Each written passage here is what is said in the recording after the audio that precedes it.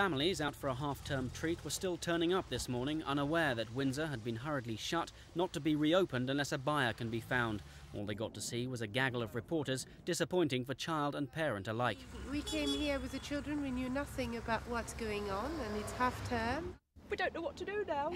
We came out especially to take the kids and have a day in the safari park, and it was the only place we could think of. We thought, right, Windsor Safari Park, it's brilliant. 55 staff are being kept on to look after the animals for the time being, but 90 more were made redundant today, 20 of whom will also be forced to leave their homes at the park by next March. Reaction was uniformly damning. Disgusted. Basically, there's no other way of talking about it. I mean, the first we knew about it was yesterday. Turned up for work and they wouldn't even let us through the gates. That's the first we knew. A lot of the people that live on site do come from up north. They came down here when the park first opened, and so they've lost their jobs, their accommodation and everything.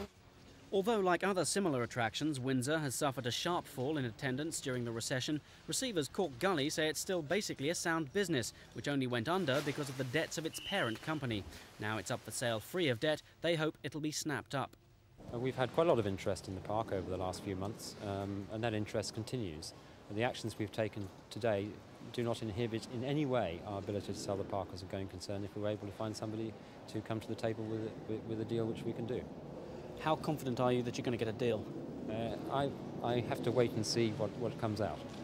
Apart from the dolphins, which have to be moved in any case because their pool is too small, all the animals will stay put for the winter. The receivers refuse to name a deadline, but if they find they can't sell the park, the animals would then be dispersed. It's promised that family groups wouldn't be split up, none would go to circuses, and none be put down unless it was advised by a vet. Animal rights campaigners say they'll hold the receivers to their word and that the whole episode demonstrates the need for a new publicly funded approach to conservation.